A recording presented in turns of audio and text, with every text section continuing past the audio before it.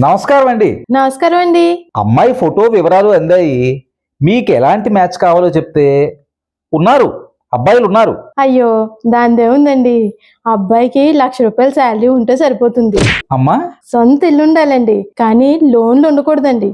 అమ్మా కారు ఉండాలి, కనీసం 5 లక్షలు బ్యాంకు బ్యాలెన్స్ ఉండాలండి. అమ్మా అమ్మాయికి ఒక 3 లక్షలు FD చేయాలండి. అమ్మా ఎదురు కట్నమా అమ్మా?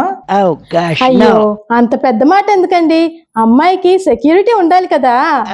అమ్మా అయ్యో నా మతిమండ, ఇంకొక చిన్న విషయం. అమ్మా ఏమిటమ్మా అది? పెళ్లికి ముందే ఇల్లు ఖాళీ చేయాలి, అమ్మాయి పేరు మీద రిజిస్టర్ చేయాలి. అమ్మా మరి అబ్బాయి తల్లిదండ్రులు ఎక్కడ ఉండాలమ్మా?